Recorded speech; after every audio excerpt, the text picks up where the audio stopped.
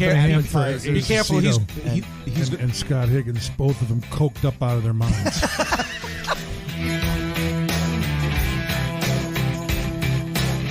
Listen to you. He's down in the basement. Yeah. Oh, I love that.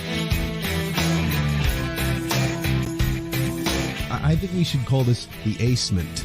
The Acement, yes. Yeah, what do you think there, huh? I like that. The Acement Studios.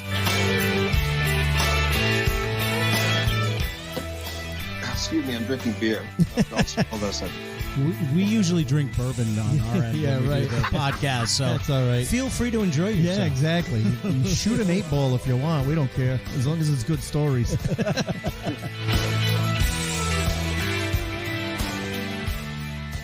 And welcome to the Acement, everybody. It's time to go behind the funny. This is Scott Higgins. And this is Ace Aceto. And We're on a roll. Yes, we are. I need a minute to disconnect my headphones so I don't have to hear anything for the rest of this episode. Stop being a pussy. Yes. Yeah, we're on a roll. This is our second guest in a row that we have had, or at least second guest this month that we've had in the studio. Yes. In the Acement. Yes. In all its glory. It's and nice. He is impressed as shit.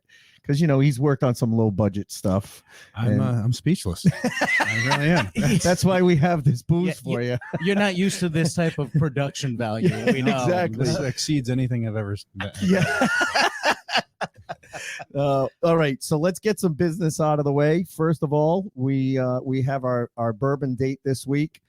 Yes. For a repeat. We asked her out again and she said yes. Yes. She's a very high-end flame that we enjoy very much, but Angel's Envy is joining us again this week. We love Angel's Envy. Our probably our top favorite. So Yeah. she will be making more appearances in the future because we 'Cause do Scott- enjoy her company. And Scott found a place where she's cheap. yes, she's become a very inexpensive date. Thank goodness. 'Cause Exactly. She was very high class before, and Yeah. we were able to. She's slumming it in the Acement Yes. So I've imported her in from another state for a very low price. now. So All right, keep that shit to yourself. yes, because I don't want to run on it. But anyway, Right. Thank you so much for joining us as you do live on Wednesday nights. We so love having you guys here with us. And if you want to join us live, you can follow us on Facebook at Behind the Funny, and you'll see the announcement. And you can join us, chat with us, and we would love to have you. If you're listening, as you guys do every week, and you've downloaded the episode, one thing that helps out the podcast, obviously, is that 5-star review. Those are so important. They help the podcast get out there to more people. Yeah. So if you could take the time to do that, we would greatly appreciate it. Just a quick tap of that 5-star and then a quick sentence, and we would these really guys are appreciate it. fucking amazing or something like that. That'd be great. Something simple like that would be very helpful. Ace is a wordsmith. I'm not, so he knows how to put it together. So those things, are the business end of it. Now we get to the fun. Yes. We have been so excited for this month because you're using we very liberally. All right. I have been very excited, and so have our Sounds fans have been so excited because, as you know, we've been leading up to the month of Scottober, the Scottober Spooktacular, because Scott does not like scary stuff. And somehow, even though we're a comedy podcast, somehow we have gravitated during the month of October to paranormal and horror. And so we're switching it up this month, and we are so excited to have our guest tonight, as he's been sitting here quietly going, I'm just going to drink and let you yabber on. Well, I blame two people. Our friend Tom Stewart, who's a comedian and also did Paranormal Investigation, introducing this to us. And then I also blame our listeners and our fans because they love these episodes. We wouldn't continue to do them if you people didn't like them so much. And Ace really enjoys them way more than he should. I do. I really enjoy them. But here's what happened.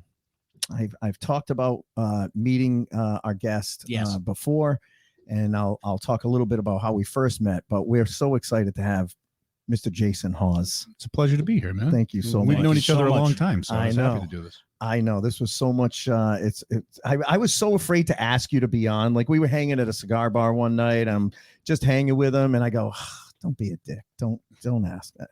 And then I was like, hey, would you ever want to be on a podcast? That's a comedy podcast. You can talk about funny shit that happens on the show.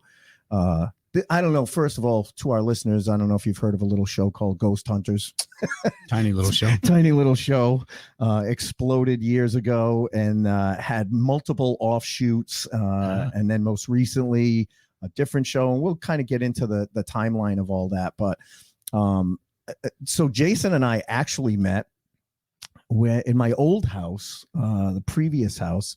So if anyone who watches Ghost Hunters ever wondered if Jason really was a plumber for Roto-Rooter, he was. Yep. Because Still am. You still doing work it? for him, Yeah. My buddy, one of my best friends since kindergarten, was the local manager here. I called him one day. I said, hey, I got water coming back and I don't know what's going on. I don't know if I've emptied my septic. I didn't know what's going on. And he sent a crew out.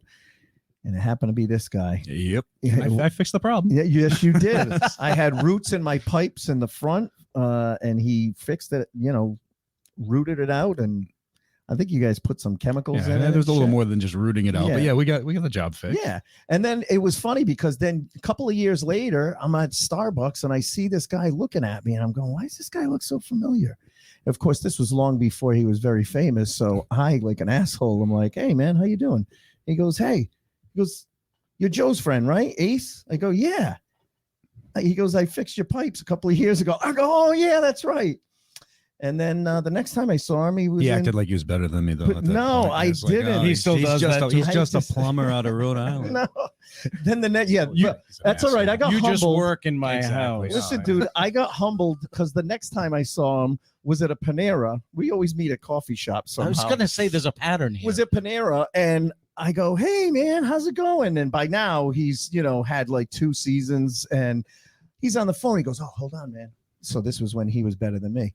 Better than him. He's like, hold one moment, please. Yeah. Talk to my and he got off the phone and he goes, hey, man, how's it going? And I go, hey, I love the show. I'm so excited that you guys are doing this. And he goes, yeah. He goes, that was actually, do you remember this?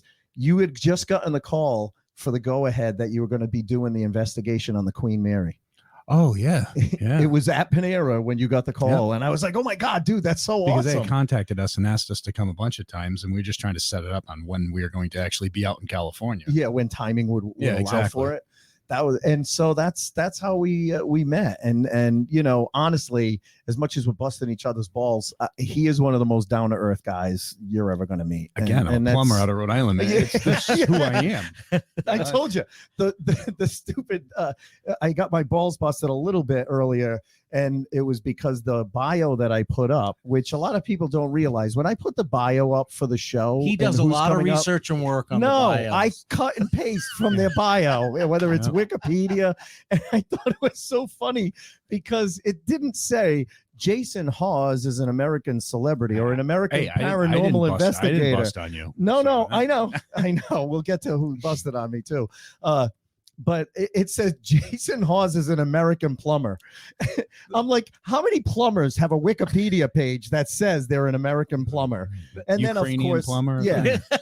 And then of course it does go into all the shows and everything like that. Which Wikipedia is never really that accurate. No, it wasn't. Anybody can edit and do whatever they want. And that's the thing. It's right. Exactly. Well, and see, that's the problem. So Wikipedia had mentioned his former castmate on Ghost Hunters, Grant, and it didn't mention anything about one of his current investigators. Steve, Dave, Sherry, all them, yeah. Well, it mentioned Steve and Dave, but it didn't mention Sherry, which is why we had a little FaceTime with her earlier, and she was giving me a little bit of shit. She called me out for not putting her in. Oh, you cowered in the corner on that one. I did. I pushed right out. He was hilarious. I know she's a fiery Italian, and I don't mess with fiery Italians because they're scary. Well, you grew up with them, know. Exactly. You know better than that. So.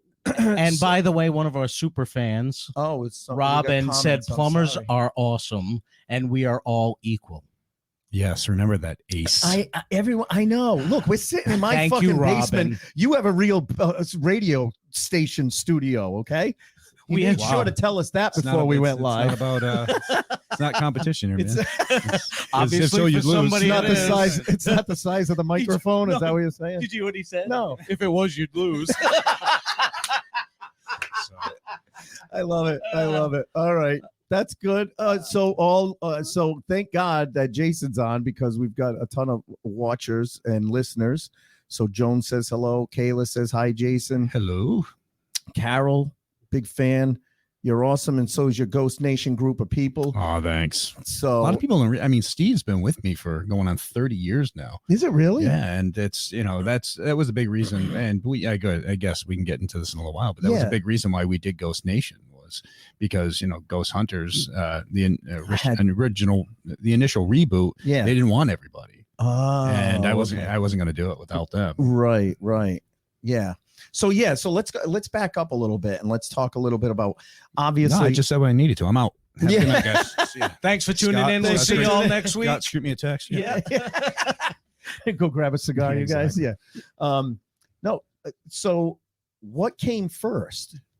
Your day trade or your nighttime activity? What and how did you get into paranormal investigations? What got you interested?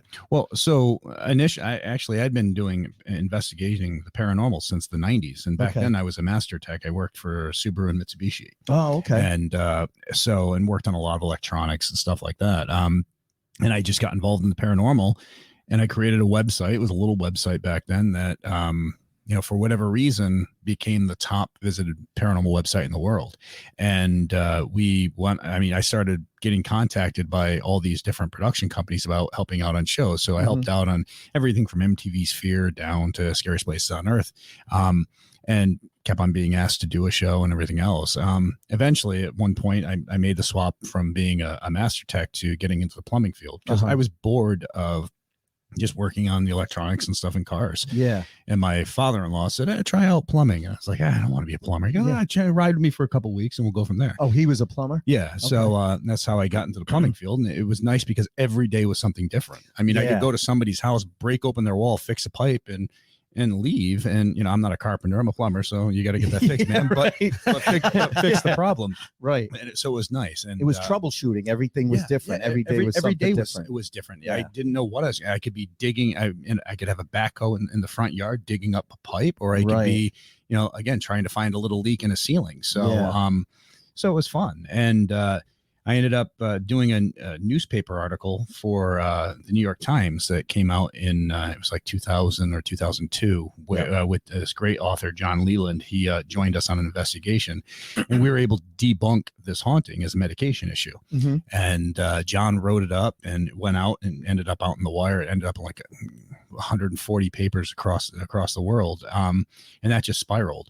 We started getting contacted again by different production companies wanting me to do a television show, and it wasn't until I met Craig Pelagian from Pilgrim Films, which was this tiny little company at this time, where he said, he goes, hey, bottom line, I don't want to change anything. I don't want you to change anything. I just want to send cameras with you and see what you guys do. Right. He says, if you don't do it, somebody else is going to. And that was true. So we decided, all right, well, we'll agree to do, a couple episodes, and because nobody's going to want to watch, some plumbers and a cop investigate. Yeah. And we agreed to do a season, and it was 10 episodes at first, and quickly it became, the top watched show out there. Especially it took Sci-Fi from, I think at that point, number 60 or 70 of cable channels to number 1 on Wednesdays. Wow. Just because all of Wednesdays. Of the show being on, right. So, and then before you knew it, the show was airing in 140 countries. Wow.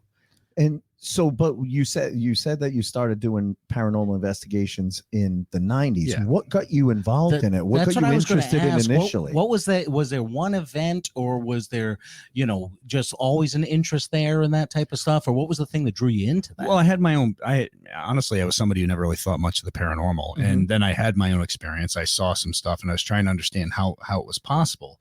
But researching that, everything was, a demon, or it had to be a ghost, or people posting, people trying to sell you memberships to view pictures of orbs, which can be created by slapping a pillow and taking a picture in the dark. So it was, I didn't I didn't follow those beliefs. And I've always been the kind of person where I got to get my hands dirty. I got to get in there and figure it out for myself. So after trying to understand how these things were possible and looking through resources, I realized there really wasn't much resources out there. Right. So from there, I decided I wanted to get out and start trying to figure it out myself. And shortly after that, Steve contacted me. Yep. And Steve and I started hanging out and, going out and investigating these places. And like it just spiraled from there. Where was he a cop? He was a cop up in Granby, Massachusetts. Oh, Granby, Mass. Yeah. Okay. That's right. Because I think you guys I knew him before he was a police officer, though. Did you really? Oh, yeah. Oh, all right. Yeah, Steve, his parents used to own a jewelry place. So Steve worked in the jewelry industry as well. Oh, and then he became an officer. And then he was doing that and the officer position. It's funny because one of the investigations you guys did on one of the earlier seasons was and I cannot remember for the life of me the name of the place, but it was a billiards hall in downtown Springfield. Oh, yeah. Yep. It was a 2-floor place. It's a guy's name. Geez. Like it's Christopher's or something like that. Oh, I know what you're talking about, too. And it's actually right near where Steve lived. Right. And Steve always hung out there. Right. And I was like, oh, my God, I've been there. That is a creepy looking place. It's a very old building. It is, yeah. And when I moved to Springfield for about a year back in '97, I used to go there. It was for a job. Yeah. I was trying to get to New York. Believe it or not. What were you selling? I mean, that's what I need to ask when it's Springfield. Drugs.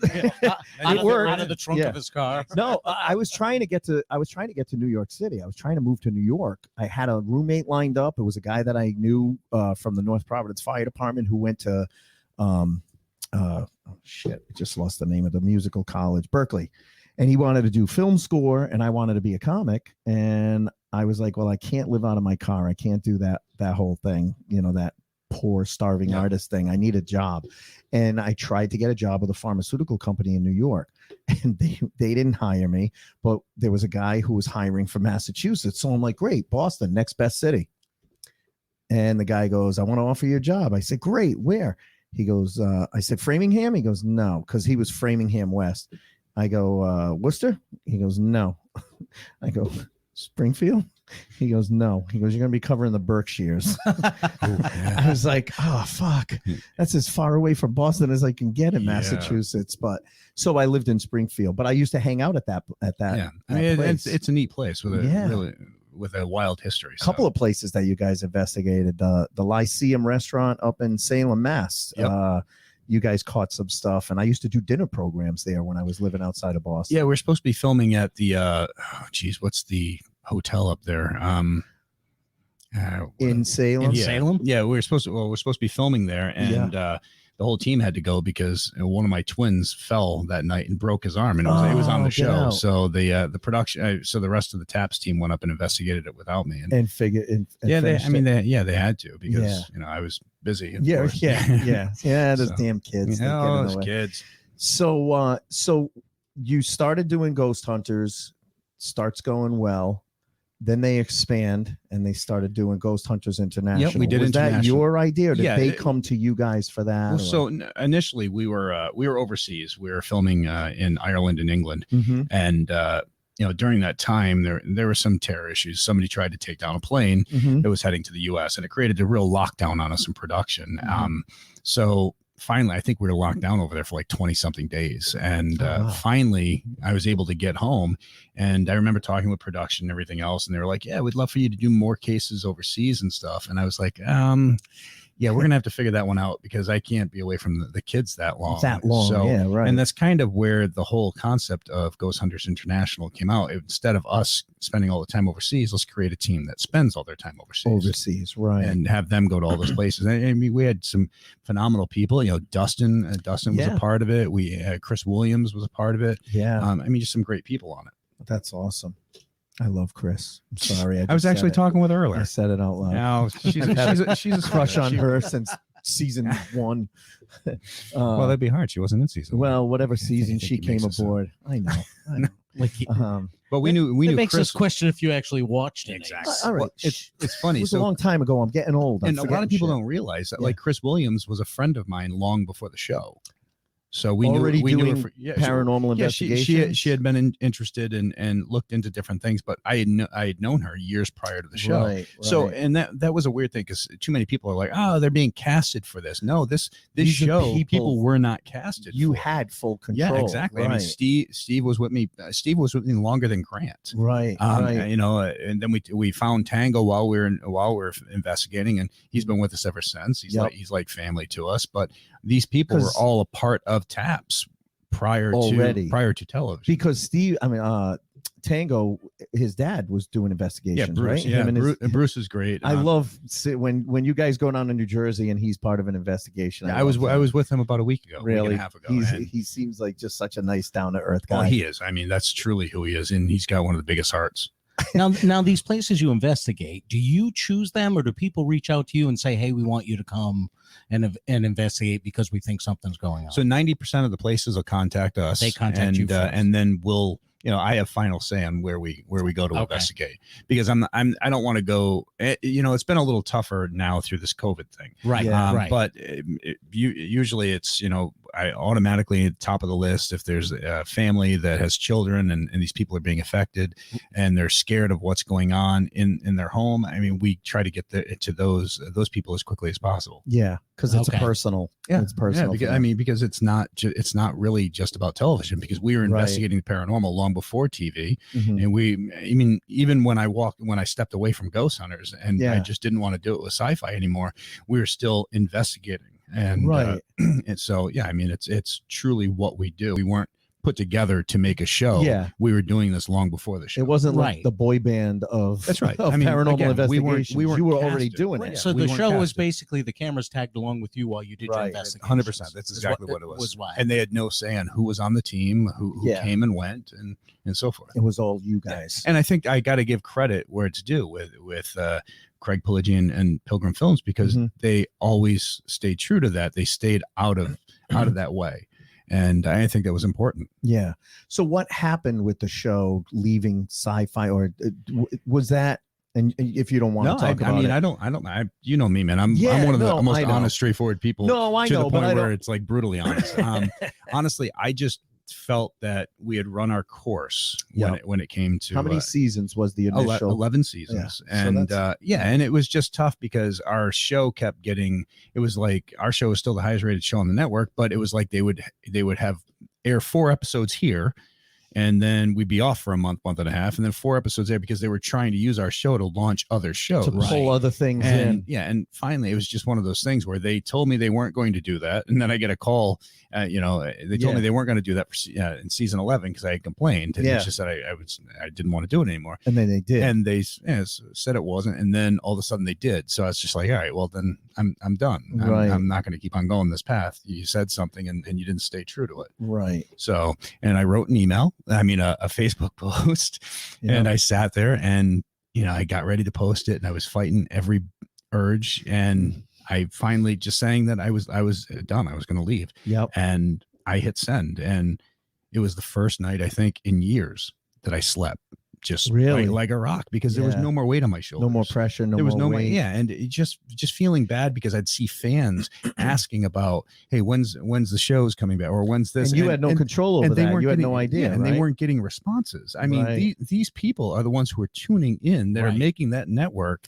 Yeah. So up there in the ratings, and I think those are the people you should be listening to. Right, respect. They're them. the ones who make don't the show play success. Games. Yeah. Without people tuning in and watching, I mean, you don't have a show. Right. And those so are the people that built you as a network. Exactly. Yeah. And that's why every time I'm out there, I say, I owe it all to the fans and the viewers who followed us through the years, because they're the ones who've made what we do a success. Right. Now, did you guys all talk about it first, or was it? Yeah, so it was I already talked with Steve and the rest of the team, and because I'm not going to make a decision that's going to screw everyone else, right? And that was the thing. I mean, just like when I agreed to do Ghost Nation, instead of doing the reboot, I wasn't going to do the original reboot because the team wasn't there. And by me saying yes and having a bunch of people, put around me that I didn't really have a relationship with, Right. that would have first off screwed Steve and them, Yeah. and it would not have seemed right. Right. Because now I'm thinking, wasn't there a Ghost Hunters University? Oh no, Ghost Hunters Academy.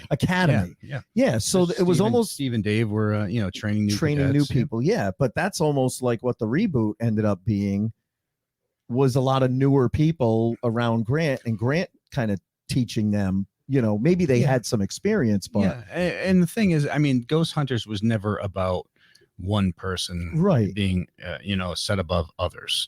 I mean, Ghost Hunters was about a team, and that's all and that's what it is. It's all of us or none of us, right? And that's the way we've stayed true to it. We did Nations so we could stay together, right? And and then we were asked to take back Hunters, and we sat around as a team and decided if it was going to be best for us all if we did this together. Back to that. And we felt, because we had built that was our baby. I mean, we built that over the course of 11 years, 11 seasons. I mean, I started filming Ghost Hunters. Literally, my sons were 4 days old. Wow. And now they're 17. They graduate Holy this year. shit. I know. They were born. My twins were born, and 4 days later we started filming. You started filming. And now, I mean, again, they graduate this year. And to see that, I mean, the very first episode of Ghost Hunters, Satori comes running up and grabs onto my leg, and she hugs my leg, and she's barely to my knee. And now, I mean, she's in college. I just saw you guys at we share a mechanic, and we saw each other at the mechanics. Glenn, our buddy Glenn. And sure, I mean, I've grown up with Glenn as well, so I've known him since we were like 13, 14. Really? And a lot of people, and that's the thing, man. And I think you can attest to this, that I've never changed who I am, what I do. No, I mean, not at all. My friends are still my friends. I still hang out with the same people I hung out with from when I was 12, 13, 14. Exactly. And that's what it's all about. It's, I'll throw him a text if we're going to, Mr. J's cigar bar down the street. Yeah, hey, bud, I'm down at Mr. J's if you're around. And every once in a while he's like, oh shit, I'm out of town, or hey, I'll be there in 5 minutes. It's great. We should probably talk about a few investigations, because that's what I totally forgot you were even here, Scott. So I was just, Ace does all the time. Ace does all the time. Don't shock me there. There's some comments too, so I don't know if you want to look at comments or if you want to talk about whatever you want to do, Ace. I'm not even here. So don't even worry about it. Welcome to tell me who I'm talking about. Welcome to Behind the Funny with where Jason, Scott is behind everybody else. You said you didn't want anything to do with Scottober, so I'm fucking taking over. I'm kidding. These two are like an old married couple. Oh, please. Oh, you don't even. Of course, I'm in the middle. Dude, a couple of weeks ago, I was going golfing on Wednesday nights, and I said, hey, I'm only going to be golfing for a couple more weeks. It should be calmed down after that, because usually I'm running right in to do the show. And I said, I'm not going golfing tomorrow, but I'm going to go just to Woods Tavern just to grab dinner with the guys that I golf with. And he goes, oh yeah, that's fine. Go out with the guys. That's good. I go, do you realize what you just said to me? Go have fun with your friends. Go have fun with your friends. I go, do you realize what you just said to me? We sound like an old couple. Oh my gosh. Yeah, it's pretty bad. I know.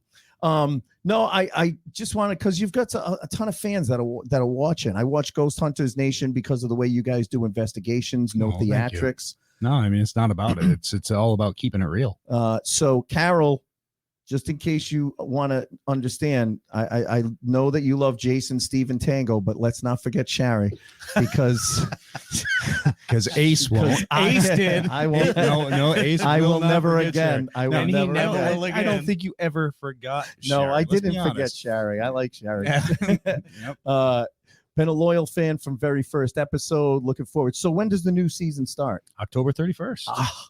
Halloween. That's Perfect awesome. timing. And we got Amy and Adam, who were a part of Ghost Hunters for years, joining us. Yep, Amy Bruni and Adam Barry. Barry.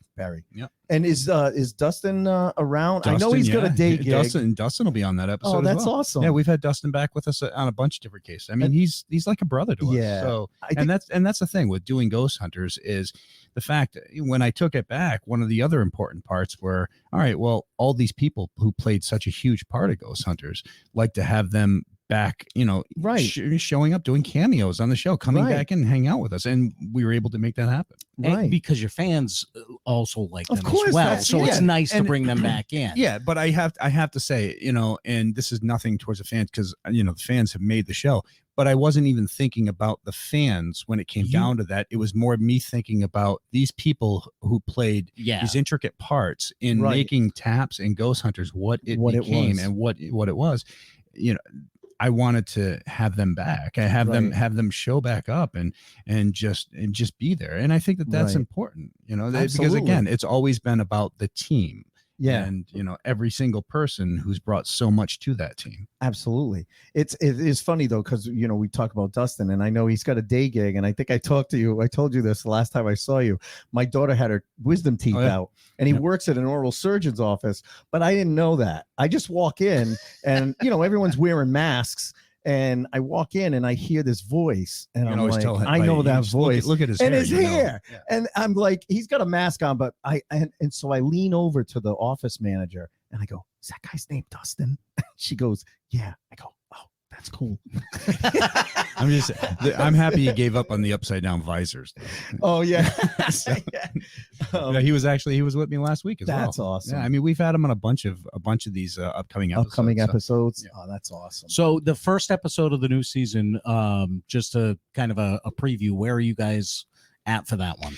We are at Missouri State Pen, which we investigated over 10 years ago, and they called us back because they found some bicentennial cells that they didn't know were there. They ended up digging and realized, what have we found here? And they ended up finding all these cells, and with that, some crazy activity started picking up. Really? Good. Because they found them. I'm not going to say if it's because they found them, but I'll tell you that the activity started happening, and some people were dealing with some aggressive stuff happening, and and there were a lot of people that were very uncomfortable there. Yeah. And that's why you don't dig people. No, exactly. That's why you don't exactly. dig. Well, it was funny because last night I was in Philly for work, and I was talking to some folks that I work with at the day job, and I was saying that I was having you on, and they're like, oh my God, that's cool. And someone else who was there was like, I don't know about that stuff. And I showed her the video of Eastern State Penitentiary, The Shadow. I go, I'm sorry. That scared the shit out of me. And that was one of the most compelling. We even tried to recreate that. Too. Yeah, you did. I mean, you kill yourself trying to do that. So, but I mean, Eastern State is phenomenal, and some of the best people I've ever met are out of Philly. One of my good friends, who's one of the head Skeptic Society guys, Kenny Biddle, lives out there in Kenny, and a lot of people don't realize, but some of my close friends are part of the Skeptics, and because I can reach out to Kenny on something, be like, hey Kenny, what do you think of this? And no judgment or anything else, and we've been friends for years, and he's willing to give me his thoughts, which sometimes can help me out, and so, and that's important. So I mean, and that's the thing, you always got to have that fine line between, are you a 100% believer, are you a skeptic, or and we try to joke around, and we're like, well, I'm a beleptic, I'm a believer and a skeptic, so I'm riding that little gray area. And someone actually put that in there, one of the viewers, love how you come from a skeptical point of view. Because anybody can say something is paranormal, but where's the proof to back that up? And and by saying that, and then somebody like Kenny comes along and he's able to figure it out because he spends time actually looking, that just hurts the field that you're investigating. So if everything is paranormal, then it's just for theatrics. Well, that's right. You know what I mean? And I don't know if you want me to put this one up, but you can put whatever up, man. All right. I've never dodged anything. So I love you're honest about your findings, not overly dramatic like some others. And then someone, because I've brought this person up, have you ever ran into Zach Baggins from Ghost Adventures? I've never run into Zach, but I've spoken to him a couple times on the phone, and I have to say, I mean, he's always been nice. He's always been sincere and everything else. I mean, when my father passed away, I mean, he had reached out. When his father passed away, I reached out. When I was coming to the Travel Channel, spoke with him, and he was like, open arms on it. That's great. And that's good. And the thing is, people are always going to find something they like and dislike in the way certain people investigate. But if everybody's investigating the same way, the field's never going to move forward. That's true too. So you have to have diversity. So like, Zach may do things very different than I do. Yeah. But you know what? It takes us both doing things in our own way to help push that field forward. That's true. And a lot of people don't don't think about it like that. How do you learn how to investigate these things? Because first off, you don't run. Run, dude. No, just that was call from me. Season You 1, could right? call me the Forrest Gump of paranormal investigations. I ran a long way for a long time. No, but especially when you started, there weren't TV shows out there like there are now. No, we were the first. Yeah, you guys were the first. And ones. Ghost Adventures was a close second. So I think that's why so many people compare it. Well, right? Ghost Adventures came years later. Right. Oh, was it? Yeah. Right. And he's been nonstop doing it. Even when we went down. But that's what I'm saying. You didn't have a lot of reference to on TV and things like that. So how do you learn how to go in and do it? Is it just trial by first you rent Ghostbusters 1 and 2.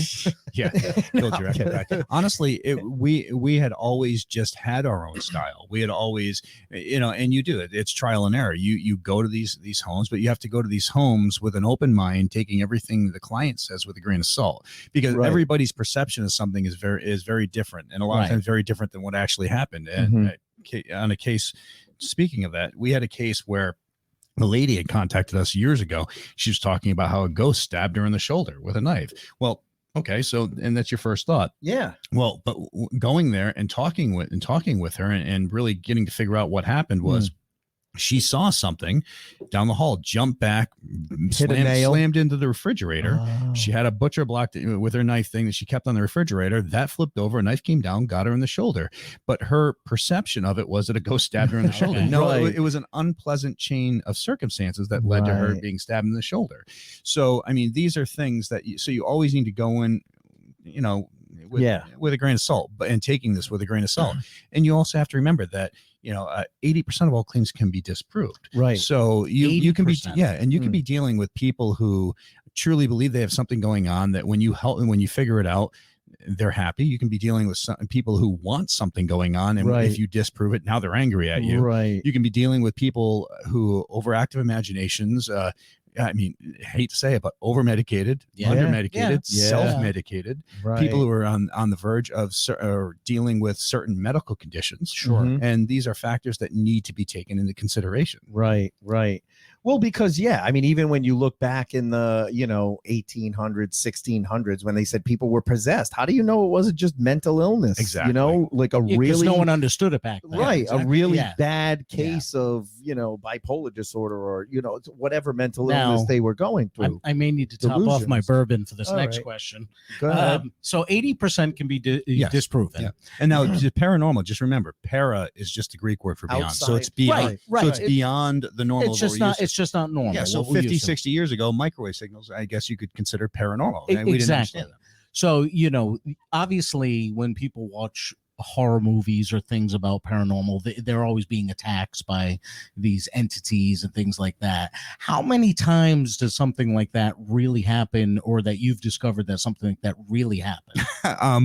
Because we've asked other people that have been here too, and it seems like obviously that's more Hollywood. Yeah, well, it doesn't really happen. I mean, like Hollywood will take any story and modify it and make it 10 times more crazier than it ever was, because they want that shock factor. Right. And I think Hollywood's great for getting the word about the paranormal, but I also think it hurts the paranormal because it makes everything creepy and scary, when a lot of times it's more Scooby-Doo. You're able to figure out that it's really just Old Man Jenkins under that mask, or it's something. I mean, we've dealt with everything right down to chipmunks living in the walls, creating sounds. Or as a plumber, I've dealt with air being in the line, put an air hammer in, and problem solved. We had a lady contact us saying that she thought her uncle who had passed, who was a plumber, was contacting her because at like 11:30 every night, and the toilet would flush. Well, what it was a leaky flapper valve. So she and this is no joke, and you know that, right? So she'd go to bed at 11, use the restroom, flush the toilet.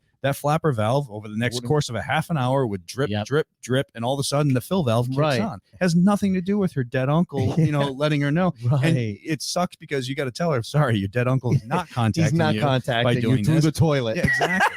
And the next day she gets a bill from Roto-Rooter. Right, exactly. Yeah, that's what she really that's one of regretted those. That's calling one you. of those on me. But yeah. So, but, and we've talked about this personally. There have been some investigations that pissed me off, and there's Sherry's in chat. Yeah, right now. Sherry. It must have been when I said that I was afraid of her, but I love her. And then our buddy Vin Jack Voney. I've known her for 20 years. I've gotten. You're afraid of her too. I've had my times that I've been scared of her. What? And I think I saw someone say you guys went back there, but I don't remember the name of the restaurant. I want to say it was in San Diego, San Francisco. Oh, the guy. Blue. It was a restaurant. Moon River Brewery. Or yeah, no, that was it. Yeah, it was something brewery, and they had like speakers a in the fucking ceiling, speaker in the ceiling, chandelier set. Yeah. What pissed me off more than anything is, and this is why you need to watch this show. And this is why people are commenting you come from a skeptical view, because it didn't take you guys long to find out it was bullshit. No, that was easy. What pissed me off was the manager or the owner was like, yeah, you guys got me. Oh, the manager, yeah. You fucking wasted time, money, 3,200 miles across the yeah, US, you left your family, to go there when we could for have this gone and asshole to get publicity. If I was sci-fi, I wouldn't have even aired the episode. I asked him to. Did I you? specifically asked him to because I wanted everybody to know, and they had to edit out a lot of the things I said. Yeah, all right. I was because I was like, that's not pissed. Jason. He's way too calm. Because I'm one of those people who are so brutally honest and straightforward, and you've known me for passionate. so long that it's and some people think that I'm abrasive, but I'm not. I want you to know exactly what I'm saying and how I feel. Yeah, because I don't want there to be any misunderstanding. Right. So he wasted your time. Yeah, and your resources. Yeah, and So, but no, I specifically pushed for that episode to air because I wanted the world to understand that there are people who will try to pull the wool over your eyes, and you need to always look out on that. I mean, when we did the Queen Mary talking about, I'm not going to pass any names or anything, but strangely, we couldn't get into a certain area, and finally, when we were able to, we were able to find what seemed like somebody paused our camera and pulled down a blanket and everything else. Really? But we couldn't get into this area for like 2 hours. Well, why couldn't we get into this area for 2 hours? They setting something up. People that we needed to open up certain doors to get in hadn't been there. So it's like, you question. You have to question certain things. Yeah. You always have to keep your eyes open because there's always going to be somebody who wants to pull the wool over your eyes. I mean, we've had people build speakers inside their walls to try to, just to try to get on a television show. Right. Jeez. Right. Yeah. And these are things that a lot of people don't realize. Yeah. So, and that's what I think what gives you guys so much respect is the fact that you do really try to debunk it, and not debunk it in a way like you're crazy, this isn't really happening. It's more like, hey, let's see if there's an alternative answer. Well, really. And you always want to do that. You always want to try to look for what's really going on. Because hey, Scott, how are you, man? I didn't even realize you're here. I just got here. I just got here. Good to see you, man. It's been a while. Nice to see you. How are you, buddy? Because it lends credibility to what you guys do. All right, I'm going to shut up. No. I just have to keep on at least acknowledging that he's here with us. I know. No, it's okay. I'm just over here hiding in the corner. Oh, man. All right. Jason, how long has it been since you investigated a location without it being for TV or film? About 2 months. 2 months? No, because we do cases because you're still doing cases. Yeah, because there's right? because there's cases that are televised, but there's also cases that aren't televised. I mean, we do cases for law enforcement where we deal with everything right down to being a cult specialist. We do cases for religious organizations where we get sent in to write up preliminary reports on so-called possessions or demonic hauntings. Again, 99% of those have nothing to do with the paranormal. It's mental illness. Well, you'll never see somebody become possessed who isn't overly religious. So do the math on that one. Right. So the idea is don't be religious and you never have to be possessed. Yeah, right. But we do cases for for government official. I mean, we do cases Yeah. for people who don't want to be on TV. So there's a whole side of TAPS that exists off of television and always has and always will. And that's the thing. And People they fall don't under realize, confidentiality agreements. people don't realize when Ghost Hunters went off the air and there was nothing, no shows, no Ghost Hunters, no Ghost Nation.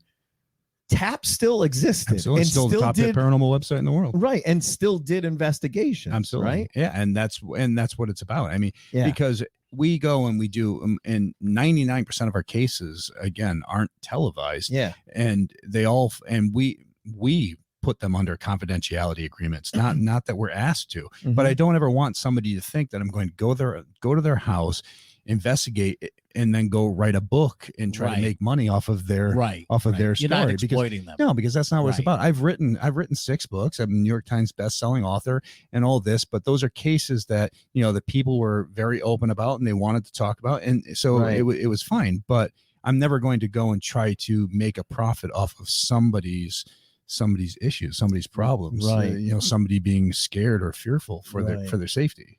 Because it's not about that for me. As a plumber in New England, I've always done rather well. I mean, we both have other friends who are plumbers, and it's far from a recession-free industry. It's like so I've never, and it's never been my style to try to screw somebody over for profit. I mean, it's just, and I never will. Now, have you ever investigated?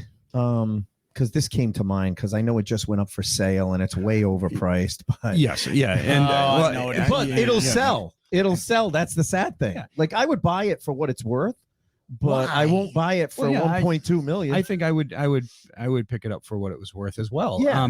But you're referring to the Conjuring House, and I know Corey and Jen. I've spoken, and so they're the people from Maine that and they're really good, and they're really good people. I have to say they're truly good people. Hey, listen, they opened it up for investigations, and what Scott doesn't know is I was on that goddamn website every day for the past 3 months, trying to get a time slot to do an investigation in there. And all you had to do is send me a next text, man. I could have texted him. And damn it! Oh well, and guess what's happening in November, and folks. what Ace doesn't know is he doesn't have the strength to drag me there to do the investigation. I believe that's where this comes in. That's right. Yeah. Yes. I've actually you must not have seen all my shows, Ace. So thank you very much. I've seen them, but I'm old and I forget things. Again, we he investigated. is calling you out on your own show, Ace. we investigated that place back in like season 2 or 3 of Ghost Hunters. All right. And before the movie came out. Oh yeah. Oh, wow. And I mean we had some neat things, but the Perrin family, I've been very good friends with Andrea and others in the family who the Conjuring is written about. Right. And I mean, even Andrea will tell you that, of course, the movie is blown way out of proportion. Yeah, way out of proportion. And that's what I was referring to earlier about Hollywood, blowing things up. Right. That's a Absolutely. perfect example right there. So, but I mean, we investigated the place. It's an interesting place. And like I said, Corey and Jen are great people. They're the ones who own it now. I heard it's health issues that they have to sell it. Well, I don't know. I can't really get into to those reasons, but but they're good people. And I mean, if it was more with around what they purchased it for, then I'd be interested. I looked it up on Zillow. If it was selling for the Zillow price, I would definitely buy it. I'd sell this house and buy it. Well, yeah, but it's an interesting property. It's got a very nice piece of land. I was there a few months back because I met up with one of my old camera guys, Kendall, and also Brian Murray and Richel, who were on the reboot of Ghost Hunters, who are great people. Yep. And I was out there. I hung out with them for a while. I went there with my daughter Satori and Cody, and we were hanging out there for a while. But I mean, it's an interesting property, and it always will be.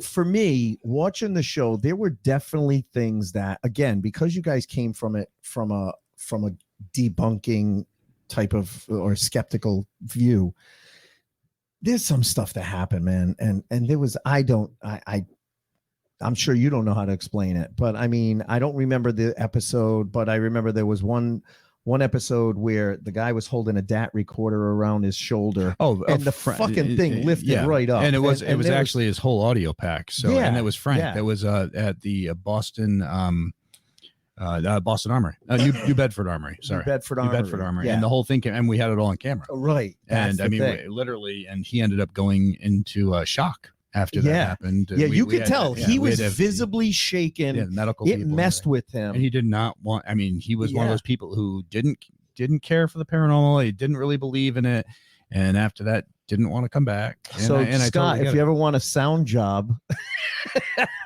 they might need someone to hold a boom mic Yeah, I'm and a busy DAT tonight. recorder.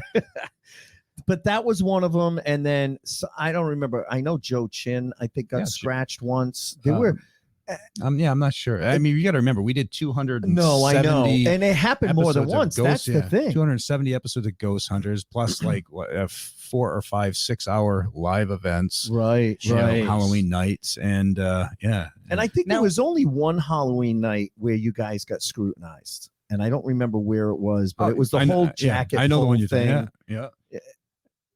You know, What do you think?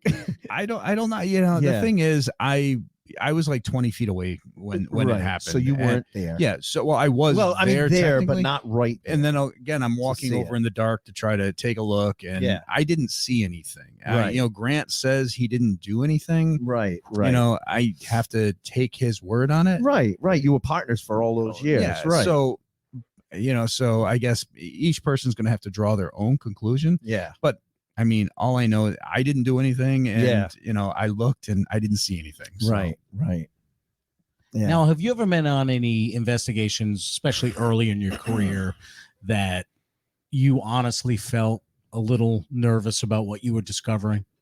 Or have you always just because been of the homeowners?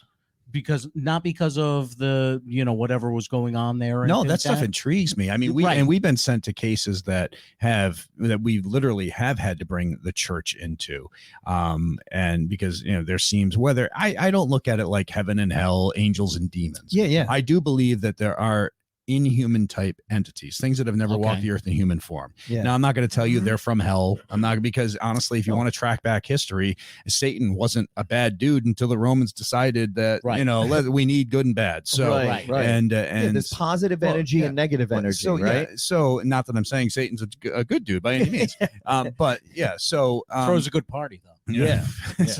But I mean, actually way back, he was considered the god of prosperity, I believe, at one point.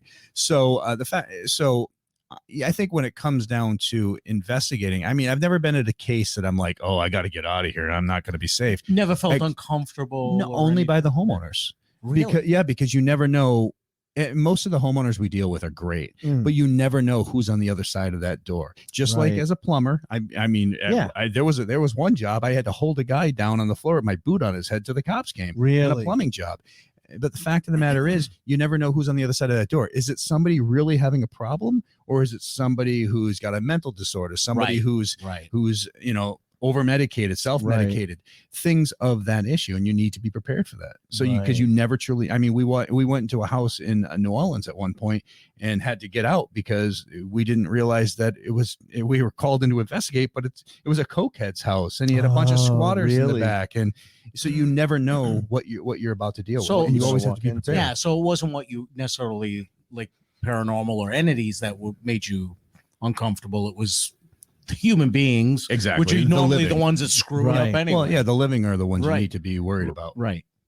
I don't know if you want me to put that up. I don't care. I mean, all right. Because you know, when we work with what someone put a comment up and said Brenda Hall, it was kindred spirits. Jason I doesn't work with psychics. Well, I think she's referring he was asking about. She's talking about Chip Coffee, and there's nothing. Chip. Nothing personal against Chip. No, and the reason I asked that, Jason, I'm sorry to interrupt you, is because when we had someone on before, they said that they were in a room one time doing an EVP session, and them and the other person they were with, the other investigator, just had this feeling that whatever was in the room with them didn't want them there.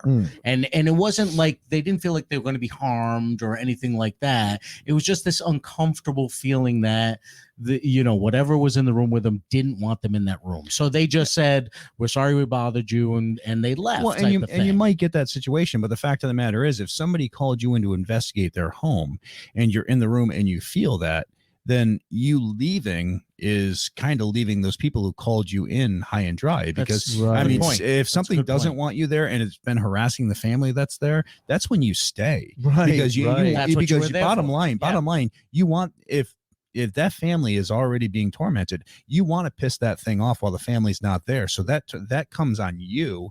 And from there, you can try to figure out what's going on, and you can set the next course of action. Right. But and also be able to document the type of activity going on. Yeah. So, and what you were saying, I mean, Chip Coffey, he's a good friend. Yeah. You know, it's just, we've always been the kind where I want to put things out there for people to be able to view on their own and make their own decisions. Mhm. I have a hard time bringing in and I hate the word psychic, because I feel psychic should have a 1-900 number attached to it. Right. It's So more like sensitive. a sensitive. Yeah, right. and I think anybody can become sensitive. If you go to 1,000 so-called haunted locations, Yeah. and out of those 100 are haunted, your body tends to remember how you felt at those 100. Right. So that makes you more sensitive than the next person who's never been able to have that those experiences. So, but when it comes down to psychics or sensitives, I feel like me bringing one in and saying, I feel this over here or whatever. Now, my viewers or followers have to rely on that. And I don't want that. I want to be able to gather evidence through equipment and technology and things of that nature, so I can Let put it them out there. Yeah. Determine Yeah. what their feelings are based on that. And like I said, I mean, Empirical Chip has data. been friends. I've known Chip since before he did Paranormal State, before he did Psychic Kids and Kindred Spirits. So Yeah. he's a great guy. So another thing that came up, our buddy Tom Stewart, who has worked with Rise Up Paranormal. Oh, yeah. And we're going to actually have Ken DaCosta on at Ken's the end of the great. month. We just confirmed him today. He said, are you concerned with spirit attachment? Has anything ever followed you home? I'm not concerned with it. And damn, if someone wants to follow me home, I can investigate from the comforts of my couch. I wouldn't have to go anywhere. Especially if it's a succubus. Oh, Right? yeah. Hey, So you better hope you're Look talking about that the right one one. up. Yeah. Yeah. So, Yeah, but yeah, You not just an changed incubus. my opinion on all this. All of a sudden, just with that word. There's horny ghosts. What? Scott's in. so I'm all in. you know, now. I've always felt that I don't believe in going in somewhere with a holy water or a cross because I never want to go in somewhere that with something that if it's taken away from me, I feel vulnerable. Right. So, and I've always been a big martial artist and things of that nature. So I feel like your power comes from inside you to protect yourself. Mhm. Now, I've never had anything follow me home. Some claim they have, Mhm. but in all seriousness, first off, if someone wants to follow me home, I got 3 sons and a daughter and my mom who live at home with me. God bless them, because that thing's gonna be like, what the They hell did haunt I you just more. do? What choice? This That is the thing's worst gonna turn choice I around could have and ever. leave. Yeah, I mean, it's like so. But no, honestly, I mean, someone wants to follow me home. We filmed at the Slater Mill years back, and Right. there was claims of this boy, and we kept on hearing him running, and I offered, I said, hey, you're welcome to come home with me. Right. No, it never happened. Yeah. But- you heard him running? And we heard him running and all these other things, and it never happened. But yeah. if something wants to follow me home, I could Yeah. investigate from my couch or wherever. It'd be perfect. You know, one of the biggest things I learned from your shows, and because when I was a kid, I grew up in Providence, north end of Providence. My grandfather owned a 6-tenement house, old 6-tenement house. That basement was so fucking scary to us. And because it literally didn't, like, the foundation was rocks. It was rocks and plaster and stuff. And probably still dirt floor, right? And dirt Yeah, floors. that's the original way they were. It was so scary though. And I never understood why when my cousin Mike and I would go down and we'd go into different rooms. And then as we were walking upstairs, man, we would fucking run up those stairs because we felt like something was chasing us. And when you guys started talking about electromagnetic energy EMFs, in older houses, it made sense. Like there were all these exposed wires down there throwing off this massive energy. So to a 6-year-old kid in a dark basement, it made sense that would scare the shit out of you. But basements also have that fear factor anyways, because Yeah, any movie it's you watch underground. or anything else is already scary, and it's usually, you know, cold, and it's Right. but then again, I've never understood the whole idea of running from something, because the minute you run, you've turned your back and you can't protect yourself. Right. So, right. and people are always like, well, don't you get scared? Well, yeah, I do. But if I feel something's coming up behind me, I'm going to turn. So I at least stand a chance, right? No matter what I'm up against. So whatever I'm up against, I stand a chance. If I just turn and run, I can't protect myself because I don't have eyes in the back of my head. In all fairness, I was 6, so I'm gonna fucking run. But you're still that way though. I know, and that's I know, the problem. Yeah, I don't know if I'm running away and I'm shitting my pants and some of that falls out. That'll scare. It might that'll slip scare and the fall ghost. in it, and I got a chance to I make it never away. want to be in a haunted place with either of you two people. Yeah. I mean, I got one guy who's going to crap his own drawers. I got the other I guy who's going to wouldn't run run. and slip through it. Listen, I seriously, we were trying to. I was trying, not Scott. I was trying to set up. What are you trying to do? I was trying to set up an investigation. And I did make a promise to our listeners that if Ace set up an investigation, I would go. And our buddy Tom Stewart was trying to get something with Ken DaCosta at the Payne House and just didn't work out. But now that you can get into the they're great house, people over there. I know. And it depended. It was just we don't want to go in just us. We want to go in with someone that like knows what they're doing. So that's why it was, Ken's great. Ken wasn't available the times that we would be able to, but also Cody and Tori and stuff. I mean, they're great. And I'm going to be the driver in the getaway car. In this yeah. All right. Whatever. So Joan says no self-respecting spirit would want to be in my house. I don't even want to be in his house. Carol says mine either. I got three annoying cats. I'm not a cat person. Blame my kid. I don't know what that means, Joan. But so what was some of your favorite investigations? Some of my favorite. Well, St. Augustine Lighthouse is one of my favorites. Just showed that one, that video last night. Well, did I? Yeah. That scared me more than anything I've ever seen because Ace had told me about it. I looked it up and watched it. That scared me. That thing shot so up much. That thing shot up the staircase 3 so seconds. fast. Oh yeah. my God. And here's the crazy part: we were not even set to film at St. Augustine Lighthouse, so we were asked to investigate the Ripley's building that's there in St. Augustine. Yeah, right. Yep. And some weird things were said between talking back and forth that made me feel uncomfortable. Like I couldn't trust doing an investigation there. Like I had to worry. Yeah, like I had to worry about possibly something being manipulated. So I decided not to. And we, me and the production guys, we had a couple days off. We're like, let's rent some mopeds. So we all rented mopeds because that's the thing to do in St. Augustine. Right. And we drove around and I ran into some locals and they're like, hey, have you thought about checking out St. Augustine Lighthouse? I said, nah. They said, you got to go over and talk to the people over there. They know you're in town. Mm-hmm. And I went over and I talked to them and they told us all about the activity they were having there. And I finally, upon talking to them, I'm like, you know what? We got to check this place out because it sounds interesting. And wild. So from there, we decided we were going to investigate it for the next week.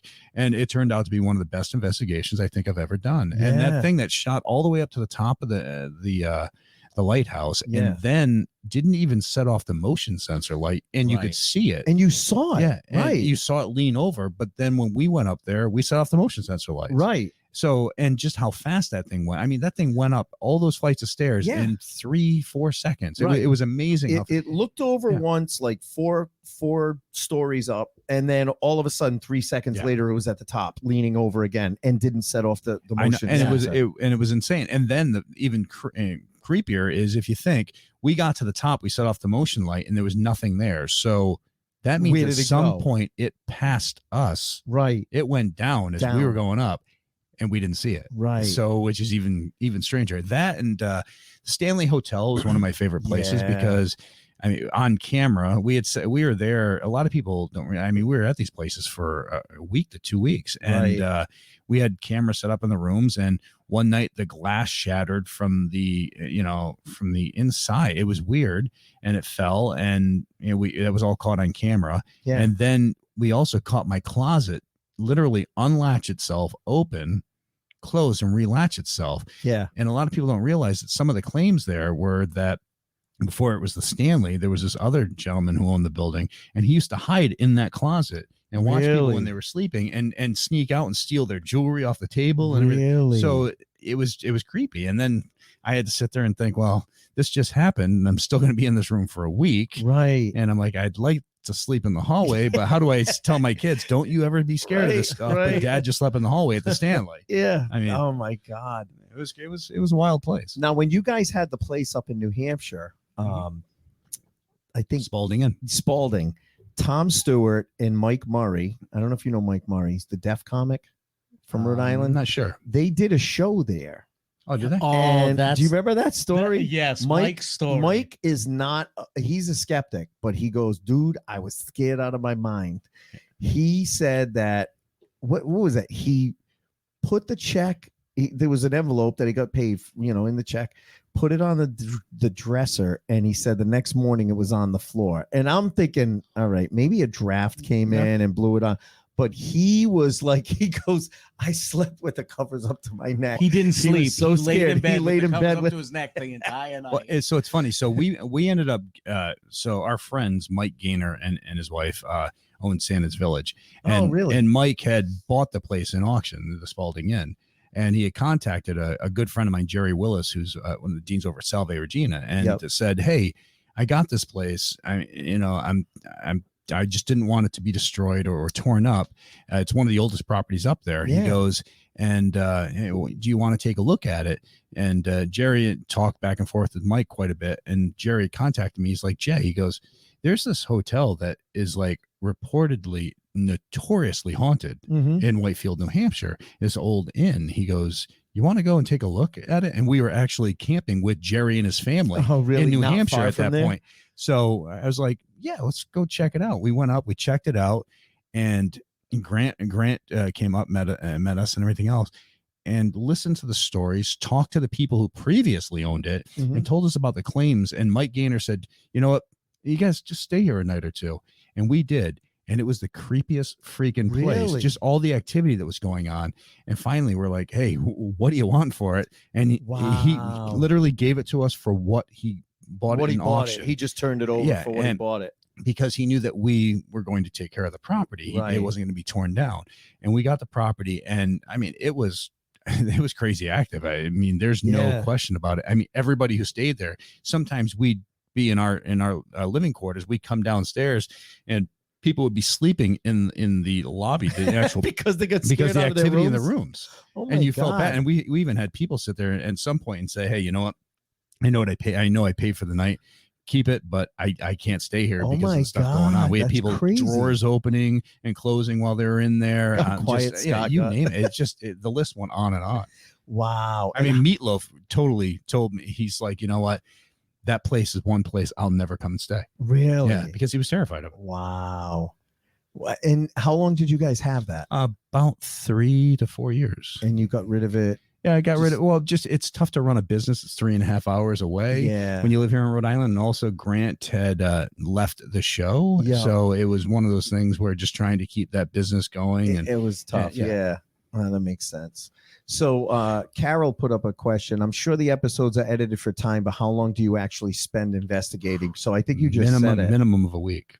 And see, that's the thing. It looks on Ghost Hunters, it looked like it was only one night. But on Ghost Nation, you guys like kind of made it known. Like we're here for 4 days to a week. And the thing is, for editing purposes, Ghost Hunters was always it was like, all right, guys, try to wear the same color shirt that you're wearing. Yeah, it was like continuity in a movie or something. Well, because it made it easier for them to edit and everything else. And they felt like, well, but if we put up, night 1, night 2, we're gonna burn through 30 to 60 seconds, and it's more. So it was one of the content, but it always drove me crazy. Where in Ghost Nation, we made sure that you knew that we were at these locations 1 to 2 weeks minimum. Wow. And and with this bringing back Ghost Hunters now, we're still at these locations for a minimum of a week, and you'll see that. So I don't know if you'll be able to tell exactly that we've been there a week or two, but you'll definitely see that we're there more than. Joan says, Stanley Hotel in the tunnels. You said you heard a spirit say hello. Yeah. I'm saying it's a cat. Oh, no. I mean, that's during the live show. We not only did we have a hello, we had that.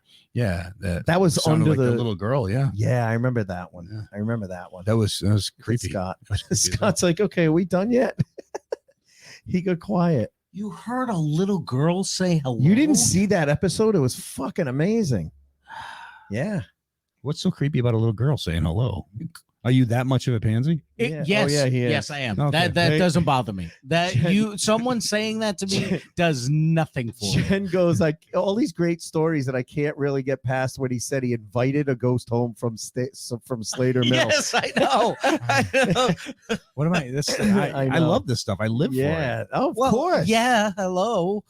You're the guy when it comes to this stuff. Brenda wants to know: are you going to do some live shows this time around? We will see. Yeah, you probably can't give away what's coming up on Well, this season, right? Well, I mean, this season we're not going to do any live shows, but we'll Yeah. see in the future. I mean, I had to stop doing live Halloween shows because my kids are only small Yeah. for so long, right. and I wanted yeah. to. And it's a Halloween. I mean, it's right. Halloween time is. I'm like Santa if you Yeah. think about it. Because Right, it's, exactly. my God, my dad's the ghost hunter, Yeah. and so you got to be home. But Right. yeah. But I had to spend Halloween with the kids. Yeah, I don't blame you. I get it. I would feel that same way. Yeah. I never had a problem viewing this show. All of a sudden tonight I keep getting kicked off. Oh, I'm sorry, Robin. Our friend Robin is getting kicked off for some reason. But all right. Maybe it's ghosts So, in the machine. Maybe it's ghosts. That's right. Well, Maybe. my daughter claims that she has seen an orb of light down here. I'm like, Sam, the house was built in 2001. We're not in an ancient burial ground. Yeah, but I a house, don't- but it doesn't. If so, an orb of light. See, if it's All right. something that's emitting its own light, Yeah. I have more belief in that. I mean, because you can deal with everything. That's Will what o' the she wisp, said. ball She lightning. looked out of her bedroom and But- saw some But orb don't of light. ever misunderstand that because your house is new. So you could have a house that's 500 years old and not have any activity. Yeah. You could have a house 5 years old and have activity.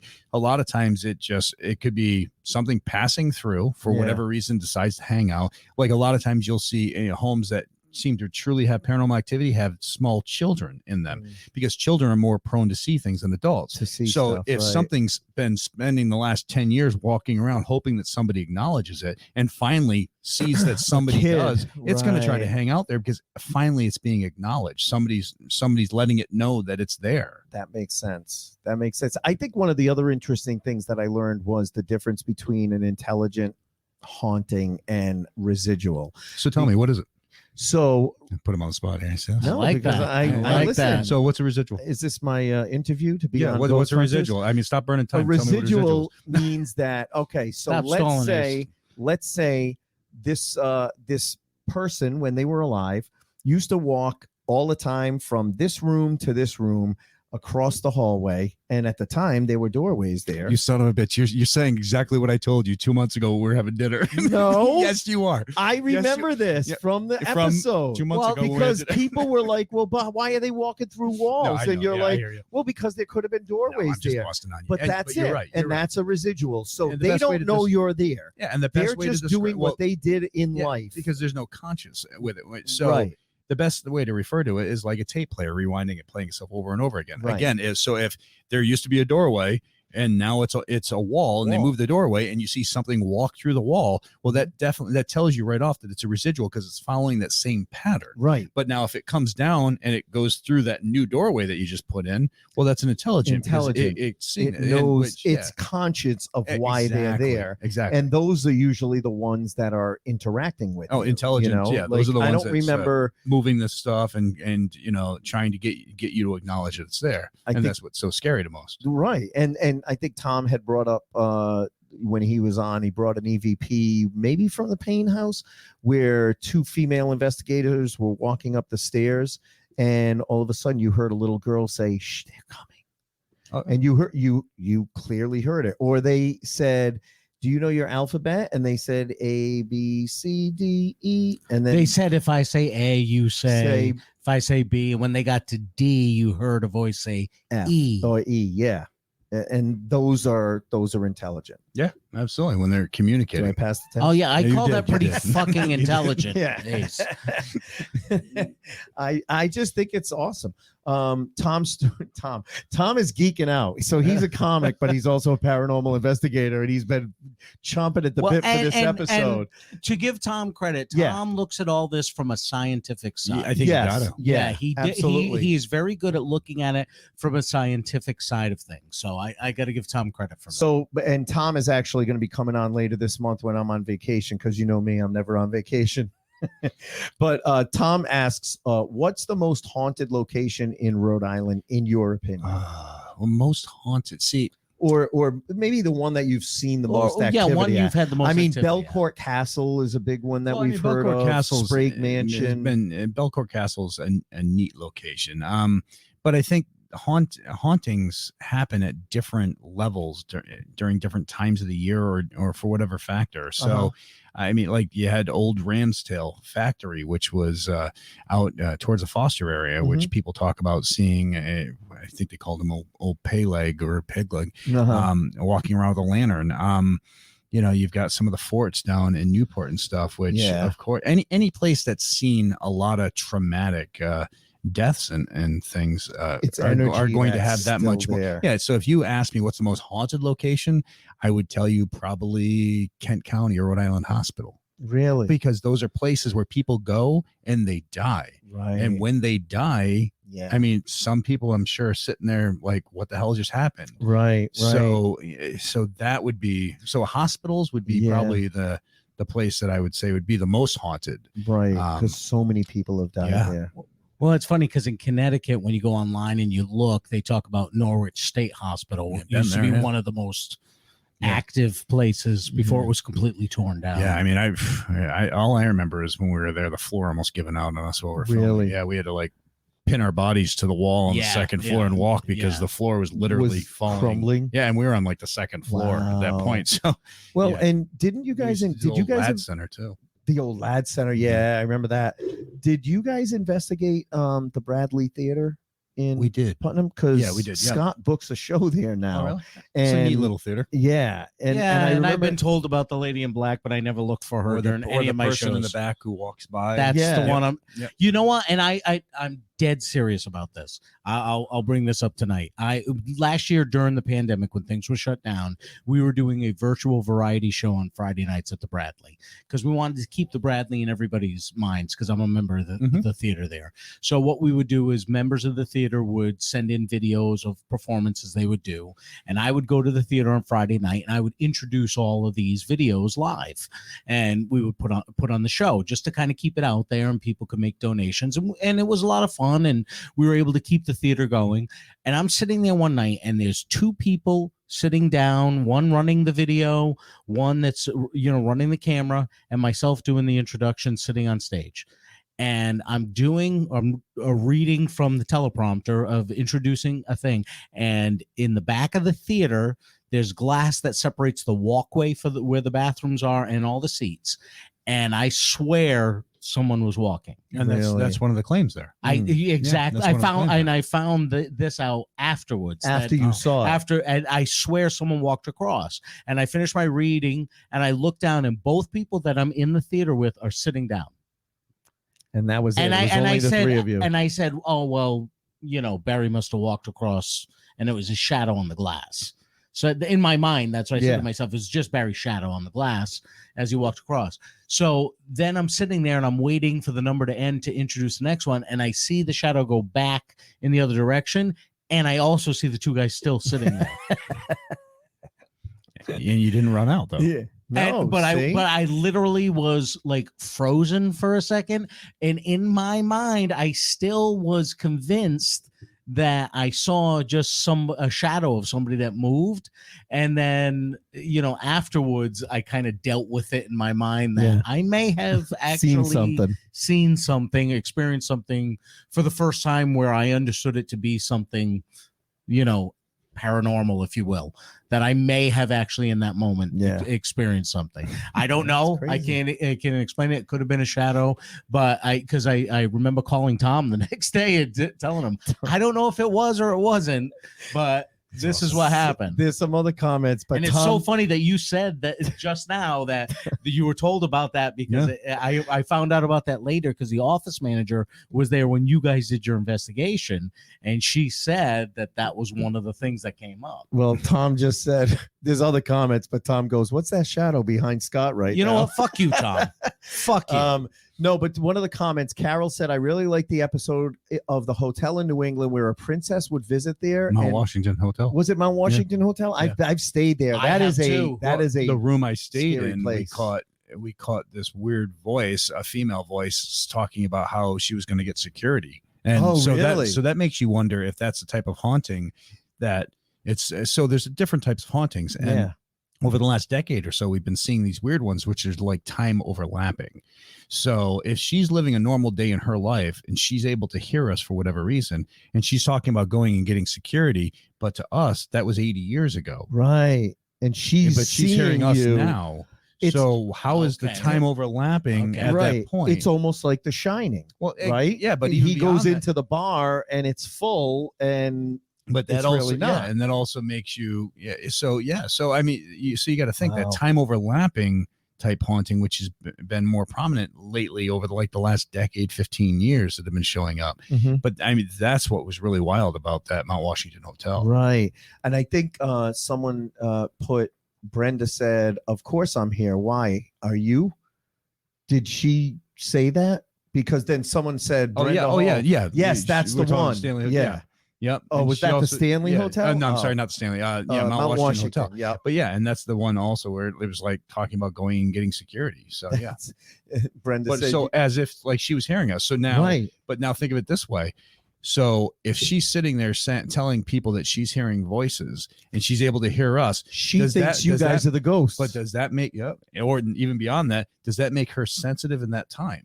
Right. Or is she being diagnosed as schizophrenic?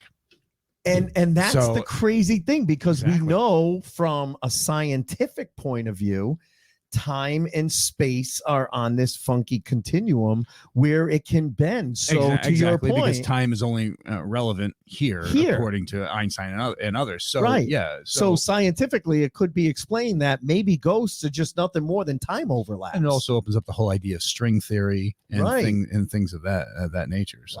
Wow. Robin just said to your point, Ace. Yeah, I know. I say to your point to the guest all the time, and usually I have to drink, but I'm out, so I'll do that. Love the episode of the Copper Queen Hotel. Thanks. Thank you giving me more. Yeah. Just what I need. Well, I mean, you don't have to drive home. I know. You've been milking that. I'm not a drinker. No? No, I'm not much of a drinker. Never really been. Man. Oh, no, don't worry about it, man. Well, I sip it. That's why I'm not a ghost hunter, because I'd be drunk every night. Yeah, right. Yeah. So, did you have any other questions you wanted to ask? I don't want to just, Well, I kind of glanced when you took your coat off, so I got that question answered. I had pants on. Your shirt snuck up a little bit. Sure, you have pants on. That's what the guests think. I mean, what the audience thinks. That's what they always think. No, I was just kind of curious about, like I asked earlier about was he ever really nervous? Because what I find is most of the guys like yourself that we've had on in the past, it's you have this heightened interest, of it, that it's more, that you want to dive in and find out what's going on, that you just, it's not a fear. It's just this heightened interest that you need to find out why this is happening more than anything else. So that's the drive behind this. Yeah, and I've always been a problem solver. I mean, my whole life, every job that's what job plumbing I've ever had, is, like you said. Plumbing, being a master tech, working on computers and so forth. Always being a problem solver, trying to figure out what.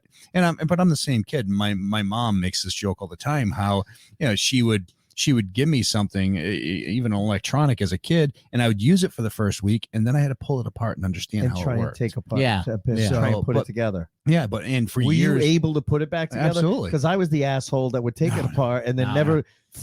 Extra screws were there, and then the fucking thing would have worked. You can ask Dave, Steve. Yeah. I mean, usually if something's broken, they give it to me. They give it to you. Yeah. But I'm also the same guy who, in my teenage years and stuff, would build CBs and build things of that nature, because I needed to understand how they worked, and then I needed to know that I could, in some sort of a situation, build one and get it to work. Right. So it's always been the way I am. Yeah, see, I grew up, we couldn't afford for me to always have the things that other kids had. Yeah. So I had to figure out a way to build my own, so when other kids had better stereos, I would go to yard sales and buy pieces of equipment and try to build my own stuff from it. My father used to bring me back all broken parts of computers, and he'd say, if you can put it together, you can have it. And I remember building my first computer out of like a one of the DX chips that they used to have back then. It was like a 385 or whatever, but literally building my own computer and figuring out how I could solder RAM to this motherboard after I pulled it off of another one, and get it to work. Wow. I mean, I still have one of the original laptops, which is like this big, and you push two buttons on the side, and the keyboard falls down, and the monitor's like this, and you can go orange or green, and you're like, wow, but. Yeah. Wow, I got like 60 kilobytes of memory. Yeah. I could type 3 words and that's it. I took 3 different Tandy computers and put together the good parts to make one computer that worked. And because they didn't all fit in one of the cases, I actually built a case out of wood. To make it fit type of thing, because we couldn't afford to go out and buy stuff. So. I have no idea. I don't know. But for some reason, that never brought me to paranormal discovery. No. But I just think it's the idea of always trying to understand how things are possible. Yeah. I was from a scientific standpoint, from gadgets. I was always a gadget guy. Yeah. I loved the newest gadget and figuring out how things worked. But that from that side of it, Popular Mechanics was always a favorite magazine of mine and stuff like that. Absolutely. Any investigation in North Carolina? Yeah. Yes. Someone asked about North Carolina. Yeah. We have some investigation. Oh, you can't say. Oh, sorry. I know. But yes. Stay tuned. That's all we'll say. Stay tuned. North Carolina, Kentucky. I mean, we've been all over. Some great shows coming up this season. Right. You guys are gonna have to stay tuned. Because we are bourbon drinkers. If you go to Kentucky again, take us along for an investigation. We'll do the bourbon. I've investigated a bunch of those places. Have you? Yeah, Buffalo Trace. And I mean, really? Look at all of a sudden, Scott got excited to do an investigation. All my fear now. Buffalo Trace, I had my ass grabbed. Oh, was it? Yeah, that was and it. Grant had his ass grabbed as well. I remember that episode, but I didn't realize it was Buffalo Trace. Buffalo Trace is where Pappy Van Winkle's from. Ah, well, maybe it was Pappy grabbing. Yeah, we did Wild Turkey. We did a bunch of them. Yeah. Any state you haven't been to? Oh, have you done Alaska or Hawaii? No, I've been to Alaska, but I haven't. Not to investigate a case out there. No, I mean, geez, I've been everywhere. It's even we were in Hawaii. We investigated out there. I mean, we were there during the tsunabi. Oh wow, jeez. Yeah. Anything on your bucket list that you haven't been to yet that you want to do an investigation at, that you've heard of or somebody told you about? I would love to check out like the Colosseum in Rome. Oh, you gotta think how many people died there. God, how many people died there and everything else. Yeah. So a place like that is always I think that's pretty much my bucket list right there. That would be good. I've been to the Coliseum, but I you bragging bastard. Never thought about it from that standpoint. Virginia. Not from that standpoint. So I just want to get through some comments before we wrap up. But how about Virginia? Yep, we're in Virginia. Right. And then Joan says, always have heard voices. Found a couple of years ago that all the female members of my family have heard the same voices. We all have productive lives with varying degrees, ranging from AS to PhD. So. And I'm a firm believer that heightened sensitivity can run through certain families. And also if your parents you got to remember, it's not if your child is wide open, and I mean they're able to see things that we don't. Right. It's not until we start telling them, hey, your invisible friend Bobby isn't real, that we start shutting them off or closing them off. You allow them to just be themselves and grow up open. Right. I mean, the possibilities are endless. That's true. I mean, to them, a big fat guy comes down the chimney every Christmas. A big rabbit brings them a basket. Right. Now, Gemini Scribe, you should ask that's Jason Robin. about his worst gig. I was just going to say, scary as fuck at the time, but now he can laugh about it. When we have comics on, we always ask them for what we call the funny bag gig story. And what that is for comedians is the night it's happening is not funny. It makes you second guess your career choices. Yeah. And then later on, it's the story you share with other like-minded individuals as like, you won't believe what happened to me. But the scariest gig wouldn't be paranormal. I mean, they'd be plumbing. Yeah, right. Yeah. I remember working in the Fleet building Remember down? Yeah, downtown And they had Providence. they had a roof drain that was clogged, and I was like 20 floors down, still opening the thing. I'm like, it's still not coming out, and I had to stick a cable up that thing, and then it just have everybody sign a hold harmless, because let me tell you, when the entire roof of the Fleet building lets go, and you now have 30,000 gallons of water coming down at 8.5 pounds per gallon down a 6-inch main. I mean, nobody likes you after that. let alone Maybe there's literally I remember a guy trying to hold one of those big plastic barrels, just trying underneath it just to catch they it. knew this was going to happen. There was nothing, because you weren't able to access it from the roof, so you had to access it from below. And it's like, no matter what, it's and it was years of buildup. Well, in there, you got to think, and all those little pebbles that they always have on the roof, get in there. So, and I mean, it's just one of those things where, and you have to cable it from where you can get where you open it, it's still clear, right? Because from there, I mean, if not, you open it up, it just all comes down, right? Because at least in a 6-inch drain, 80% of it's still going to go down the drain, right? But it's coming down so fast that a whole lot of it's coming out that 6-inch cap. So that was the most scariest thing I've ever. I mean, and that stuff not what our audience was expecting. Hits you like a fire hose. Yeah, right. I mean, jeez. But so it had nothing to do with I was paranormal. expecting you to say like a ship pipe or something like that, not a roof drain. No, because the position I've always been in, I mean, ship pipes, I can find whoever I don't like that day the most and send them in on the job. Man, that's the best part of being supervisor. So being like, well, so remember earlier when you said that to me? Yeah, well, you're gonna regret that now. Yeah. Hey, rookie, your turn. That's right. Ship pipe duty, rookie. Exactly. So, were there any investigations though that you were like, damn, like I said, I got mad at that brewery place. Were you, and obviously you were upset, but were there any other ones that were like that where you're like, God, I wasted my time on this? Well, I'm sure there's always some, but the fact of the matter is, like we did this great case with this during Nation with this family, Mario Cerrito and them, and I will never say that was a waste of time, because it was such a phenomenal case, because we were able to figure out that the problems going on in the house had nothing to do with the paranormal. They had a broken outlet, which was backfeeding. So it was creating these extremely high EMFs, and all these outlets were right next to the family's heads, the children, him, his wife. And we had an electrician come in while because when we take over the house, I mean, we send away. Right. We don't the want family contamination. Goes. Right. And unless there's something that we think is specifically targeting certain member of the family, then we'll bring them in. So we had an electrician come in, fix that. And, I mean, the family hasn't really had any issues since.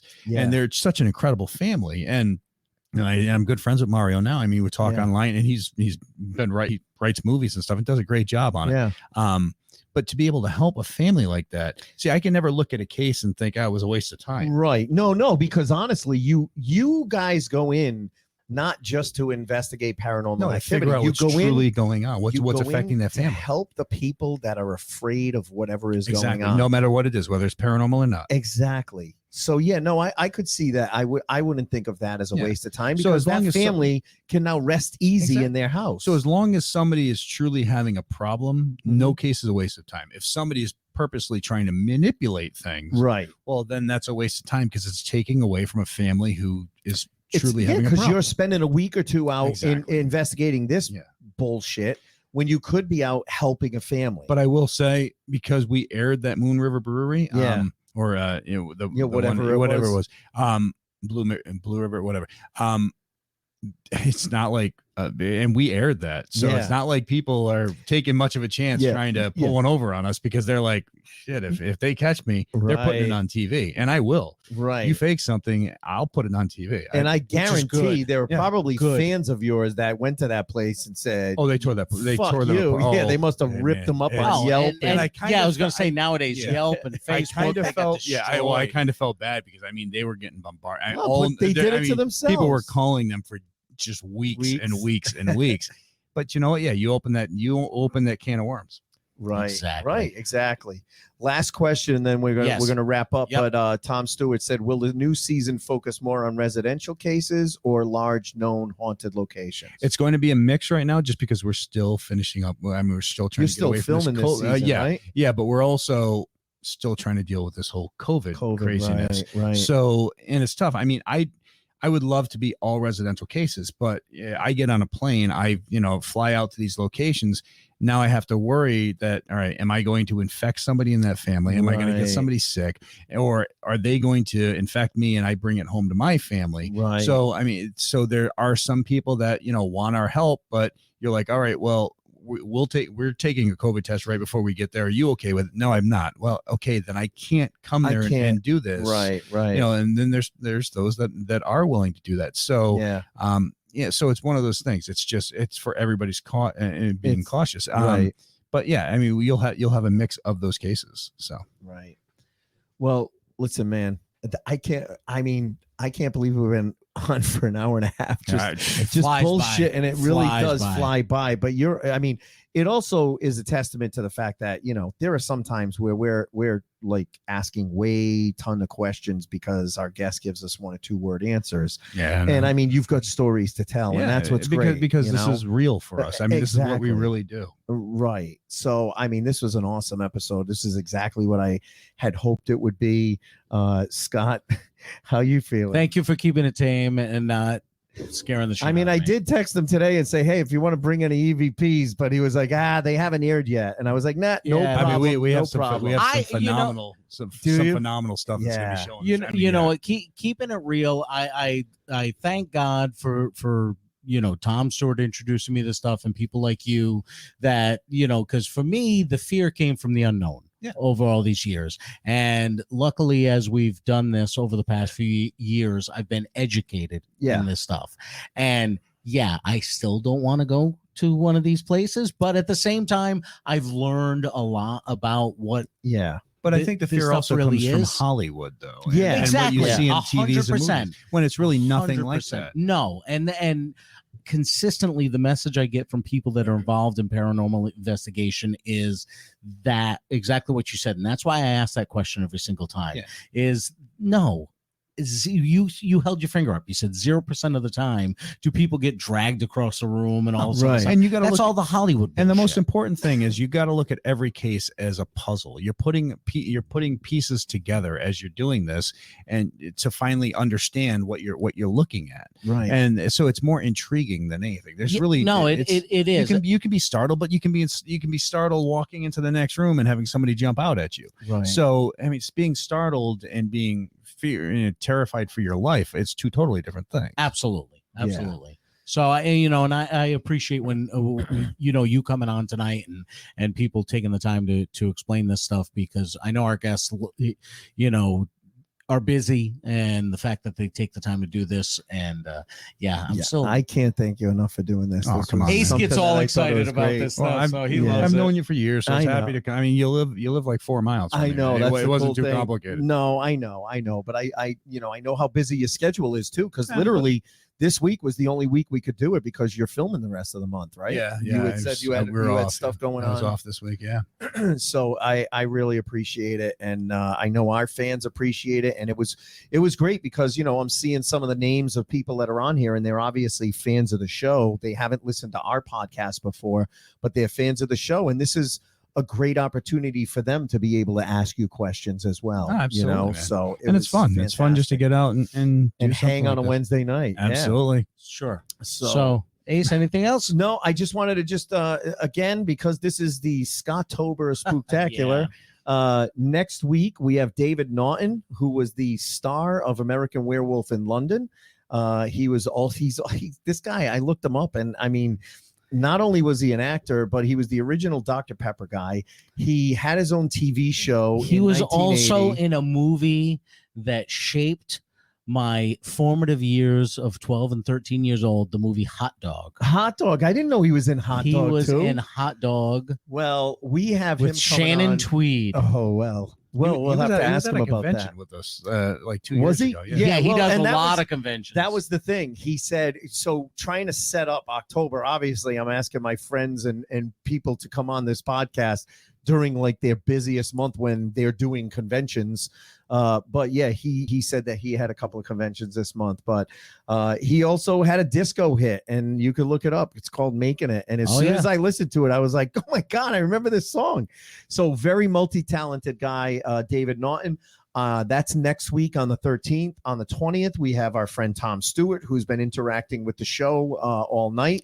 He's going to talk about his two podcasts. One, My Paranormal Story, and the second one is Celebrity Paranormal Stories. Yes, he'll be doing that solo. No, he's with you because I'm on vacation that week. I just got to answer that. Carol, Yeah. yes, Steve drives to all locations. Yes, he does, he does not fly. Yes. He does not So fly Carol at all. asked, does Steve get Yes. to all the location? Does he still does not not fly? fly. He doesn't fly. No. You know what makes me laugh about him is he seems like the most even keel, calm person, but flying and spider webs freak him the fuck bugs in out. general. Bugs, in general. when he freaks out going down in a basement, I'm like, how is it this guy is so like calm and cool, and he'll listen to an EVP that says, I want to fucking kill you. Because ghosts and are it the only doesn't thing that doesn't scare scare him. Exactly. That's the crazy thing. Yeah, and it's the truth. It is crazy. I love that guy. He's awesome. I love I love Steve. I love Tango. I love all of you guys. I love Sherry. Oh, jeez. I just want to say,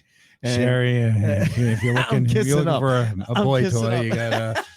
I'm just kissing up because I felt bad that I left her out of the bio, and it was just a cut and paste, but I added her in.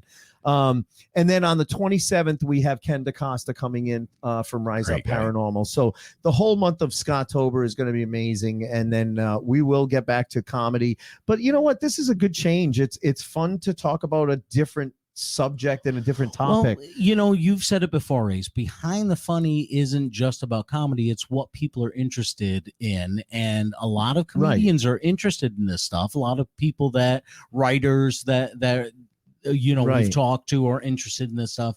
This is something that is behind the funny. So Yeah. it fits. I agree. Well, listen, thank you so much for listening. Thanks so much for watching. We hope you enjoyed tonight's show. If you're listening a week later, because this will come out on all of the audio podcast platforms next week, we hope you enjoy it. Please, again, give us 5-star written reviews. Tell a friend about us. Help us grow this podcast. We really appreciate it. Absolutely. And other than that, We'll talk to you next week.